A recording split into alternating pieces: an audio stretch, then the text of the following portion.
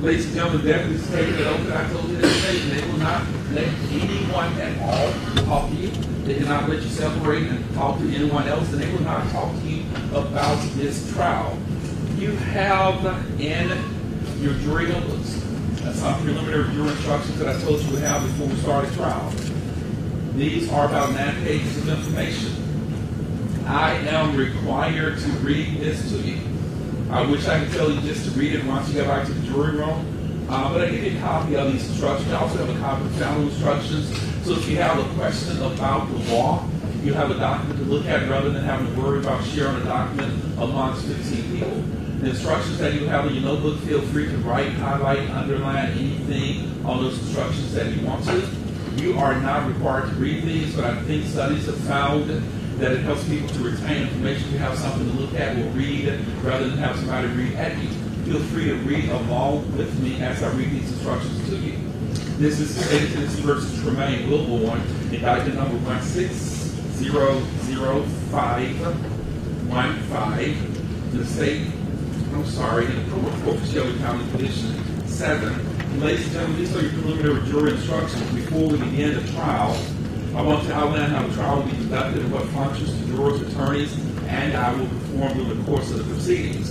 At the end of the testimony, I will give you more detailed instructions on how you are to reach your verdict. The defendant has been charged by the state of Tennessee with the offenses of first-degree murder, carjacking, employing a firearm during the commission of a dangerous felony offense, and convicted felon in possession of a firearm. The document containing the charge is referred to as an indictment. An indictment is a form of written accusation charging the defendant with a crime and is not evidence of anything. You shall not have any sympathy or prejudice or allow anything but the law and the evidence to have any influence upon your verdict. You must render your verdict with absolute fairness and impartiality as you think truth dictates and justice demands. The essential elements of first-degree murder in count 1 of the indictment are as follows. 1, that the defendant unlawfully killed Sean Bolton.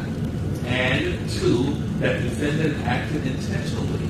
A person acts intentionally when it is a person's conscious, objective, or desire to cause the death of the alleged victim. And 3, that the killing was premeditated. The essential elements of carjacking in count 2 of the indictment are as follows. 1, that the defendant took a motor vehicle from the possession of Desiree Ivory by force or intimidation. And 2, that the defendant acted either intentionally or knowingly. The essential elements of employing a firearm during the commission of a dangerous felony offense in count 3 of the indictment are as follows. 1, that the defendant employed a firearm. And 2, that the employment was during the commission of or attempt to commit carjacking. And 3, that the defendant acted intentionally, knowingly, or recklessly. The essential elements of convicted felon in possession of a firearm in count 4 of the indictment are as follows. 1, that the defendant had been convicted of felony offenses. And 2, that the defendant, after such felony convictions, possessed a firearm. And 3, that the defendant acted intentionally, knowingly, or recklessly. And 4, that the felony convictions involved the use or attempted use of violence. The defendant is pled not guilty to the indictment. He is presumed innocent. He may not be found guilty by you unless, after hearing all of the evidence, attorney's arguments and instructions of law, the jurors seated in this trial unanimously find that the state has proven the essential elements of the indictment beyond a reasonable doubt. The first step in the trial will be attorney's opening statements. Statements of attorneys are not evidence. The only purpose of opening statements is to help you understand what the anticipated evidence will be. The state will outline the evidence it intends to present so that you have an idea what the state will attempt to prove during the trial. After the state's opening statement, the attorney for the defendant may make an opening statement if the attorney elects to do so. Next, the prosecution will present its evidence in the state's case in chief. The evidence in this case will most likely consist of testimony of witnesses, physical exhibits, and documents. The witnesses will testify by answering questions asked by the attorneys. After the state completes this case in chief, the defense will be given an opportunity to submit evidence through witnesses and exhibits. A defendant is not required to offer any evidence or to testify. State Tennessee always has the burden to convince you that the defendant is guilty beyond a reasonable doubt. If the defense does present proof, the state may then submit what is known as rebuttal proof. After the state's rebuttal, the defense may offer additional proof. After you've heard all of the evidence, I will instruct you about the rules of law that you are to use to return your verdict. The state and the defense may then submit final arguments. As with opening statements, closing arguments are not evidence. In closing arguments, the attorneys will summarize your positions to assist you in understanding the evidence that was presented. The final part of the trial occurs when I instruct you about the procedures and rules of law that you are to use in returning and reporting your verdict. After I read the concluding jury instructions, I will select and use randomly the alternate jurors. The final 12 jurors will return to the jury room and start the deliberations to render a decision in this case. The deliberations are secret, and you will not be required to explain your verdict to anyone. Having described an outline form of the trial itself, let me explain the functions that the jury and I will perform during the trial. I will decide which rules of law apply in this case. My decisions will be reflected in responses to questions and objections the attorneys make during the trial and in my final jury instructions. The jury's job is to determine what the facts are from the evidence. You must then apply the law and the jury instructions to the facts, and from that process, you will arrive at a verdict. The state of Tennessee has the burden of proving the guilt of the defendant beyond a reasonable doubt. This burden remains on the state throughout the entire case. The defendant is presumed to be innocent of the charges against him. Therefore, a defendant is not required to prove his innocence, to have his attorney make any statements or arguments, or to produce any evidence. Jurors must decide whether the state has proven beyond a reasonable doubt that the defendant has committed the crime charged in the indictment.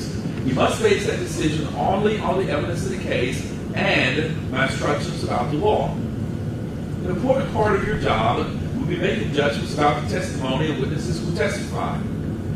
You must decide whether you believe what each person says and the importance of that person's testimony.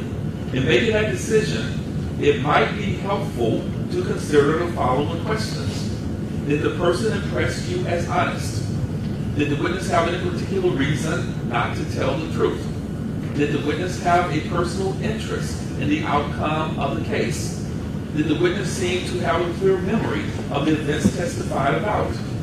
Did the witness have the opportunity and ability to observe accurately the matters testified about? Did the witness appear to understand the questions clearly and answer them directly? Did the testimony of a witness differ from the testimony of other witnesses?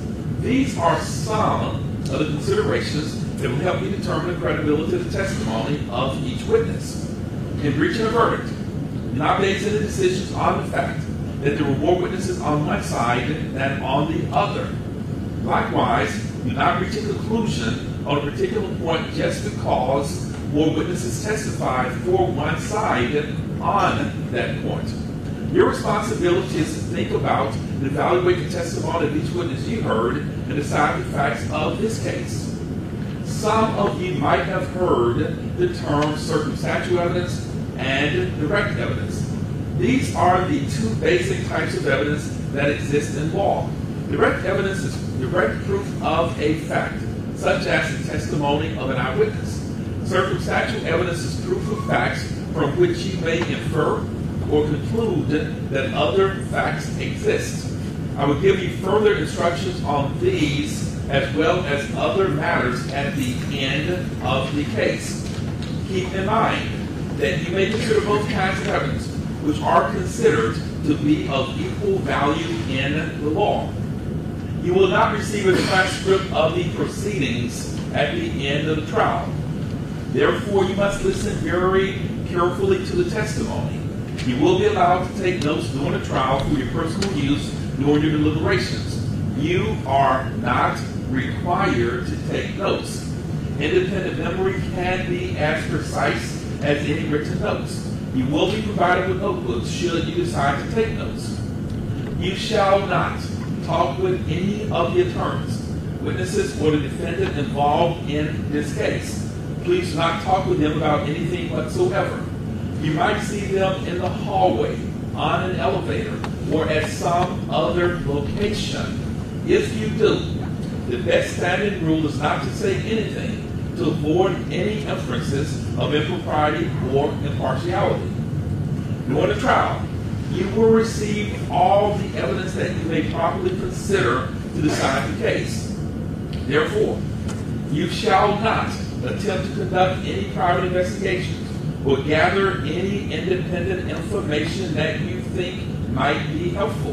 Do not visit any locations mentioned in the testimony. In this age of electronic communication, you must not conduct any independent research about this case, the issues in this case, or the individuals involved in this case.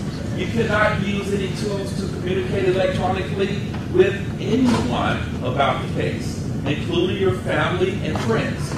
You shall not communicate with anyone about this case through email, text messaging, on your cell phone, iPhone, or through any blog, or by way of any other social networking websites, including, but not limited to, Instagram, Snapchat, Facebook, LinkedIn, YouTube, Google, or Twitter.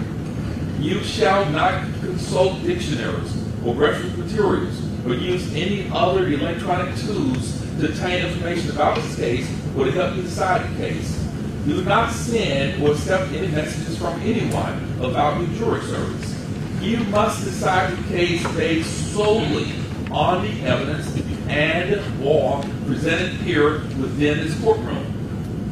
You cannot allow any other persons to discuss the case with you or in your presence. If anyone attempts to do so, report the conversation to the court immediately without discussing the incident with any of the other jurors. Anyone who receives any other information about this case must notify the court immediately. Until you begin to deliberate, you shall not discuss the case with anyone, even your fellow jurors. After you retire to deliberate, you may begin discussing the case with the other jurors.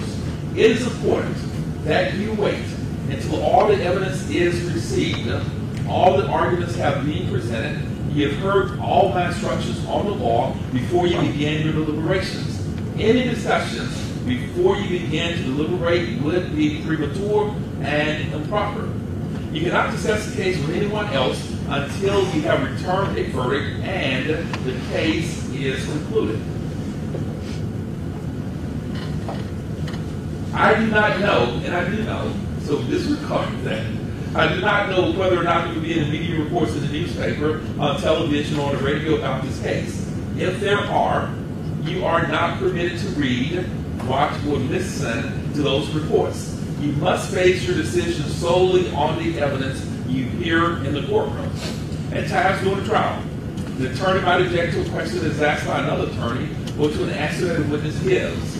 This simply means that the attorney is requesting that I make a decision about a particular rule of law. Do not draw any conclusions from the fact that an objection was made or from my ruling on that objection. My rulings only relate to the legal questions that I must determine and must not influence your decisions. If I sustain an objection to a question, the witness will not be permitted to answer the question. Do not attempt to guess what the answer might have been had the witness being permitted to give it. Likewise, if I tell you not to consider a particular statement that was made, you must put that statement out of your mind, and you shall not refer to that statement in your later deliberations. If you have a question about the testimony of a witness, write it down and present it to a court deputy. Your question shall be anonymous. The deputy will then present the question to me. After discussion with the attorneys, if necessary, I will decide whether to ask the witness all or part of your question. For legal reasons, the witness is court asks only part of the question. Please do not be offended should this happen. The law is complex and contains many technical rules that the lawyers and I must follow. Please do not hold my decisions against any party in this case. During the trial, I might ask a question or two of a witness. If I do, that does not indicate that I have any opinions about the facts of the case or that I have any opinions about the credibility of any of the witnesses. Finally, I might have to interrupt the proceedings to confer with attorneys about the rules of law that should apply. In some cases, we might have bench conferences in the courtroom outside of your hearing. In other instances, I might have you retire to the jury room while we discuss matters out of your presence. We will try to avoid as many of these interruptions as possible and will attempt to resolve some of these issues in the morning before we get started. I request your patience because these interruptions are necessary points in the trial where we have to resolve legal issues. Ultimately, the conferences save time for all of us. After your deliberations, if you find from the proof, beyond a reasonable doubt, that defendant is guilty of first-degree murder as charged in count 1 of the indictment, then it will be your duty, after the separate sentencing hearing, to determine whether the defendant will be sentenced to death, life imprisonment without the possibility of parole, or life in prison. After your deliberations, if you find the defendant guilty of any other offenses in count 2, 3, and 4 of the indictment, the court will set the punishment at a separate sentencing hearing.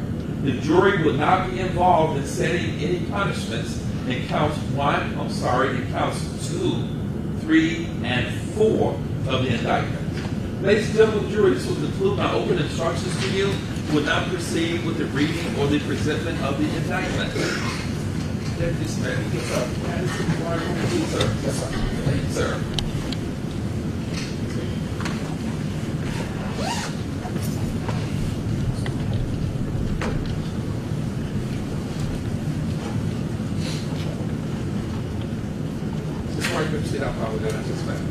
State of Tennessee, Criminal Court, Shelby County, January 2026. Outline.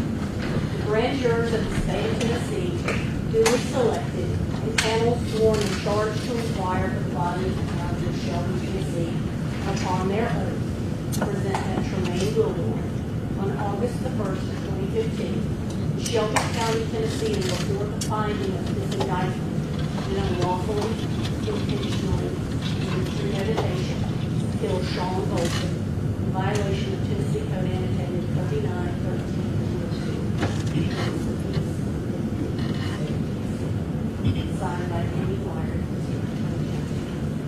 Count 2.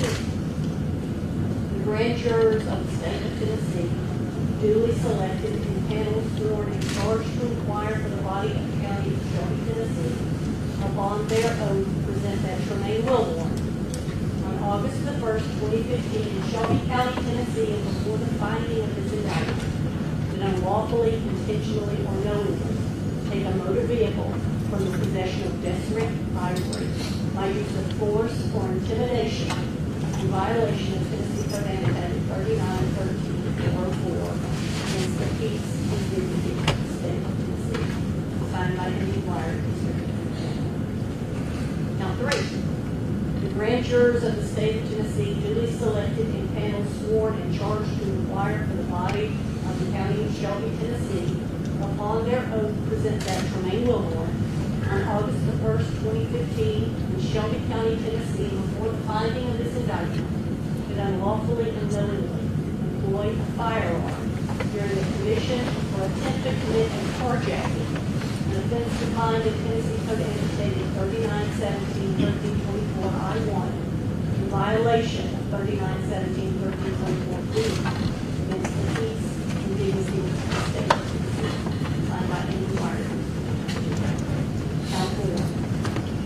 The grand jurors of the state of Tennessee, duly selected and panels sworn and charged to inquire for the body of the county of Shelby, Tennessee, upon their oath, present that Tremaine Wilbourn, on August the 1st of 2015, in Shelby County, Tennessee, before the finding of this indictment, did unlawfully and knowingly possess a firearm having been convicted of a felony involving the attempted use or use of violence on February 23rd, 2006, in the Western District Courts, Western District of Tennessee, under federal docket number 205 CR 20240-01-D, and another felony involving the use or attempted use of violence on February 23rd, 2006, in the Western District Court for the Western District of Tennessee, under docket number federal 2:05 CR 20240-01-D, in violation of Tennessee Code annotated 39-17-1307 against the peace and dignity of the state of Tennessee,